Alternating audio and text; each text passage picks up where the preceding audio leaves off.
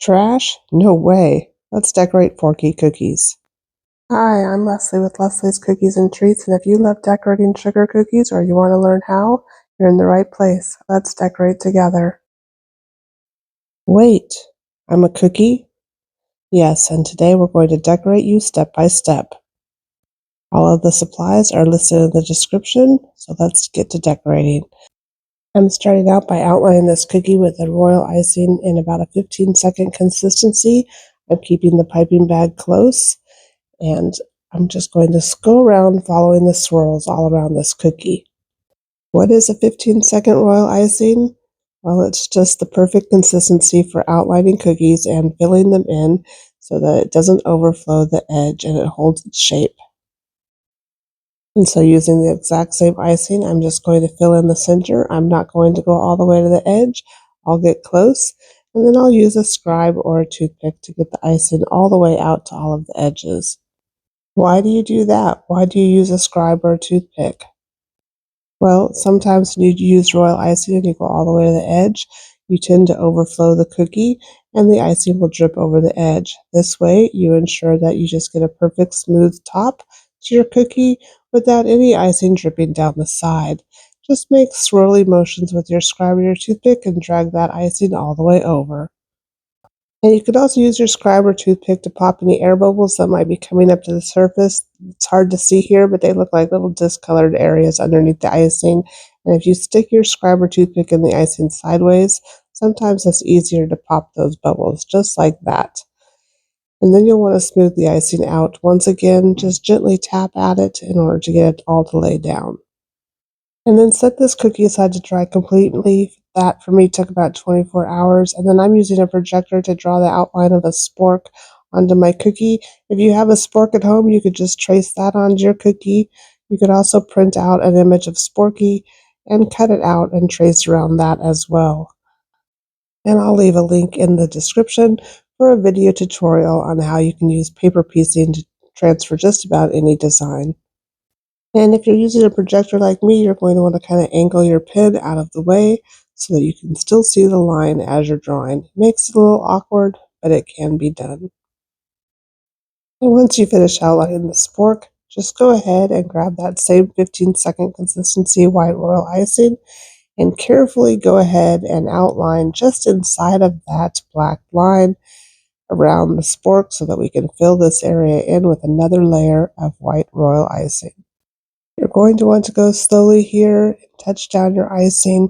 Keep your piping bag pretty close to the cookie, but lift it up a bit and just follow along, watching where the line of icing is falling and not your piping bag as you slowly go around the spork area. And then just go ahead and use that same exact icing to fill it in just like we did when we were flooding the cookie. Again, I'm not going to go all the way to the edge because I don't want to push that outline over on top of that black outline that we did. I want that to show through for the cartoon effect. And then just like we did when we flooded the cookie, we'll use small circular motions to move our icing over to the outline and up into the points of the spork. And then when you're done, you're going to want to set this cookie aside to dry again completely. This spork cookie project took me 3 days to do because of all of the time waiting for it to dry. Why would I let it sit so long? Why don't I just decorate it right away and use a projector and pipe right on top? Well, the reason is I want to use an edible marker, and in order to write on this icing, I need to wait for it to be completely dry. And I finally got my icing out to the edge of the spork, and then I just gave it a little shake to smooth everything out.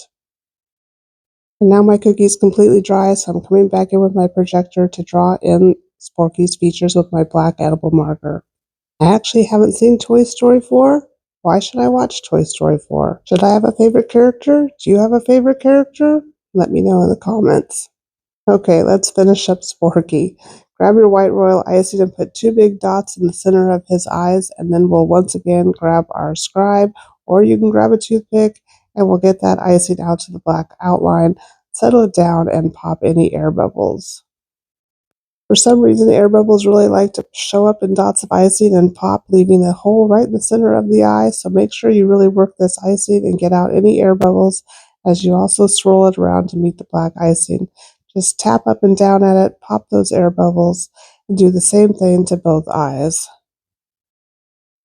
And if you have a small table fan or even a small table heater, it's a good idea to put this cookie in front of it to let it dry so the icing on top crusts over before it has a chance to get a crater or have an air bubble pop.